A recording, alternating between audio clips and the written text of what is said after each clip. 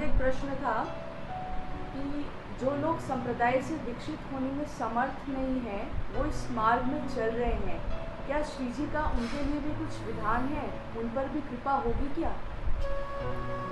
देखिए, मार्ग पे चलना और दीक्षा ये कहीं ना कहीं से आपस में जुड़े हुए हैं। सनातन संस्कृति के पक्ष से अगर हम देखते हैं तो प्रभु के तक पहुंचने का मार्ग हर किसी के लिए खुला हुआ है, भले किसी ने दीक्षा ली हो चाहे नहीं ली हो। और देखिए, एक उदाहरण से आप समझिए, रोड पे तो हर कोई गाड़ी चला सकता है, पर ऑथेंटिक किसको मानते हैं हम लोग रोड पे गाड़ी चलाने वाले को? जिसके पास में लाइसेंस होता है। अगर आपके पास में अथॉरिटी है, लाइसेंस है, तो आपको कहीं पर भी कोई रोकेगा नहीं। किसी भी तरह का कोई भी बीच में कोई अड़ंगा नहीं लगा सकता है। इसी कारण से ये चीज़ कही गई है कि अगर आप दीक्षित होते हैं, किसी भी संप्रदाय में आप लेते हैं दीक्षा, ऐसा नहीं है कि एक ही संप्रदाय में आप कर रहे हैं, किसी भी संप्रदाय के पथ को आप अनुसरण करते हैं, तो वहाँ पर अगर आप दीक्षा लेंगे तो वो चीज़ दूर तक पहुँचती है। कई सारे उदाहरण हैं इसके। उदाहरण इस तरह का है, आप लोगों ने कई जगह पर सुना होगा, गोस्वामी श्रीहित किशोरी लाल जी महाराज की जीवन की एक घटना है ये एक गांव था जहाँ पर कि एक धनाढ्य बड़ा धर्मावलंबी एक मनुष्य थे, वो वहाँ पर रहते थे। उनको ये पता पड़ा कि राधा वल्लभी दीक्षा लेने के बाद में, मंत्र लेने के बाद में सीधे निकुंज में प्रवेश मिलता है। तो वहाँ पर किसी भक्त से उन्होंने बेला फुसला कर, रुपयों का लोभ देकर उनसे मंत्र पूछ लिया। मंत्र को जपा और मंत्र जपने के बाद में उनको आभास हो गया कि भैया उनका शरीर जो है वो छूटेगा। उनका शरीर छूट गया। छूटने से पहले उन्होंने कहा भी अपने घर वालों से कि भैया मैं फलानी तारीख को जो है ऐसे ऐसे मैं चला जाऊंगा। तो घर वाले कहने लगे कि भैया ये तो मजाक कर रहा है, ऐसा किसी को पता है कि कब मृत्यु होगी?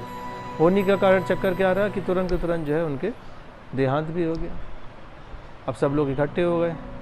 सब लोग जब इकट्ठे हुए, उसके बाद में उनको जब ले जाने की प्रक्रिया शुरू हो गई, बांध दिया उन्हें काठी पर, तो पता पड़ता है रास्ते में वो काठी पे जो है वो जिंदा हो गए, दोबारा लौट के आ गए। काफ़ी जने डर भी गए कि भैया कैसे कोई मनुष्य जीवंत हो सकता है, काफ़ी भग गए। और वो घर पे जब लाए गए तो उनसे पूछा गया कि क्या हुआ आपके साथ में? तब वो कहते हैं कि क्या यहाँ पर कोई राधा वल्लभी गोस्वामी आचार्य आए हुए हैं, उनको ज़रा बुलवाओ मेरे पास में किसी भी तरह से, मुझे उनसे मिलना है।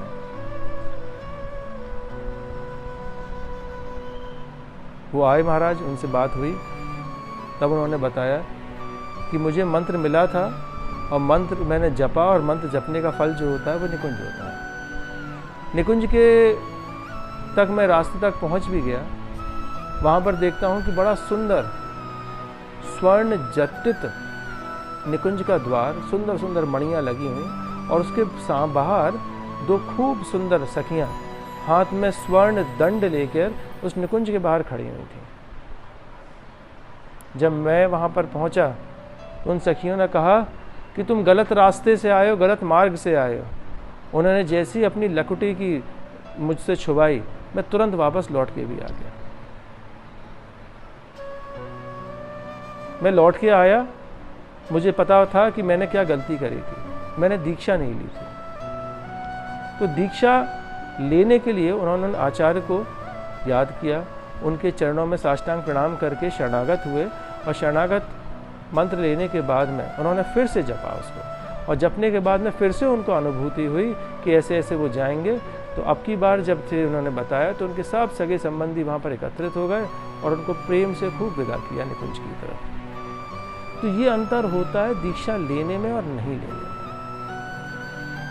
तो एक मनुष्य को ये उसका एक संस्कार है कि अगर वो दीक्षा लेगा तो उसके गले में जो तुलसी माला धारण वो कर रहे हैं, प्रभु का नाम रूपी मंत्र सेवा जो मिल रही है उनको गुरु के मुख से, वे जरूरी है। मुख से जब मंत्र का उच्चारण होता है, गुरुदेव कान में करते हैं, तो वो प्रत्यक्ष में मंत्र क्या है, वो ठाकुर जी का ही स्वरूप है। राधे वेष्टम संप्रदाय कर्ता आचार्यो राधा मंत्रदास सदगुरुश्चा मंत्रऊ राधा। मंत्र जो है वो भी राधा रानी का स्वरूप है। तो वो राधा रानी का स्वरूप जब बाएं कान से फूका गया, तो बाएं कान के पास में सबसे ज़्यादा क्या है, हृदय।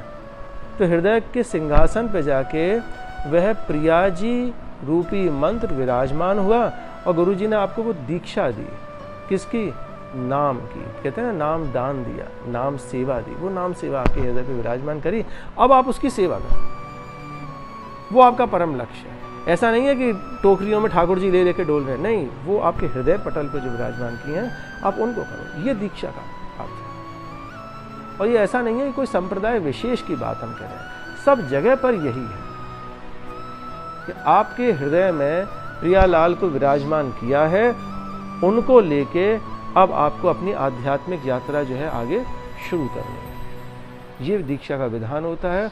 और दीक्षित होके अगर ये सारा काम करते हैं तो सीधे आपको निकुंज ही मिलता है, सीधे आपको प्रियालाल के चरणार विंदन की भक्ति मिलती है। इसलिए कहा गया कि दीक्षा लेकर आप इस पथ का अनुसरण करें, इस पथ पर अग्रसर हों, आगे बढ़ें।